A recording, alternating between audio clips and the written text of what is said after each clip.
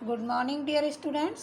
Class B.Ed second year, subject समावेशी शिक्षा।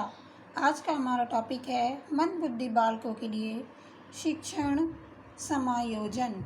तो मंदबुद्धि बालकों के प्रति हमारा विशेष उत्तरदायित्व है।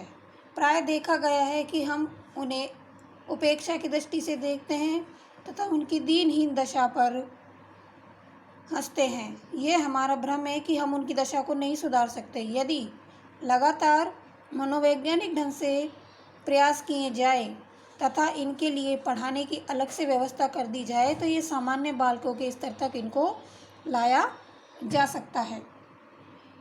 तो ऐसे बालकों जिनकी बुद्धि लब्धि बहुत कम है, वो कुछ कर नहीं सकते और पूर्णतः दूसरों पर निर्भर या आश्रित रहते हैं, उन्हें समाज की तरफ से सुरक्षा प्रदान की जाए। इस प्रकार के बालकों को शिक्षण तथा प्रशिक्षण देने के लिए निम्न 2 वर्गों में बांटा जा सकता है। पहला है शिक्षा योग्य मंदित बालक। इस वर्ग के जो बालक है सामान्य कक्षाओं में पढ़कर लाभ नहीं उठा सकते, अतः उनके लिए अलग से शिक्षा की व्यवस्था होनी चाहिए, क्योंकि उनकी मानसिक आयु सामान्य बालकों की मानसिक आयु में लगभग या आधी से ज़्यादा होती है। अतः इनकी शिक्षा के लिए क्या करना चाहिए? इनकी कक्षा में कम बच्चे हों। दूसरा, उन्हें साधारण व्यवसायों के लिए तैयार किया जाए।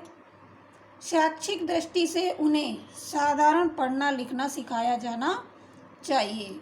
नेक्स्ट है कि प्रशिक्षित अध्यापकों के द्वारा ही उन्हें शिक्षा प्रदान की जानी चाहिए, यानी जो मंदबुद्धि बालक हैं उनकी शिक्षा प्रशिक्षित अध्यापकों के द्वारा ही करवाई जानी चाहिए।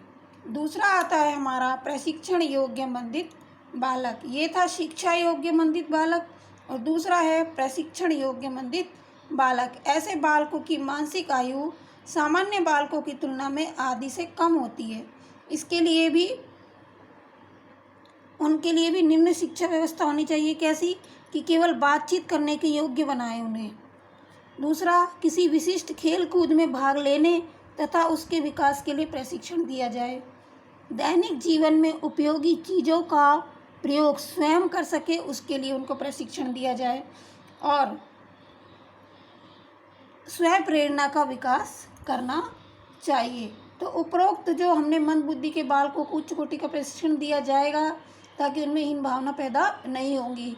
इसके अलावा उनमें अपनी सूझ और चिंतन का अभाव होता है, अतः उनमें अपराध भावना जागृत हो जाती है। यदि किसी व्यवसाय, नौकरी तथा धंधे में व्यस्त नहीं रखा जाएगा तो जो उनकी अपराध की प्रवृत्ति है और अधिक वृद्धि हो जाएगी। अतः उन्हें प्रशिक्षण देने की व्यवस्था विशेष रूप से तथा सतर्कता से की जानी चाहिए। तो इस प्रकार से मंदबुद्धि बालकों के लिए शिक्षण और प्रशिक्षण कार्यक्रम किए जाने चाहिए ताकि वे अपना जीवन यापन कर सकें और वो अपराधों की तरफ ना मुड़े।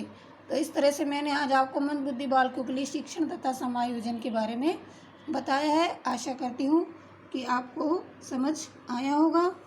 धन्यवाद।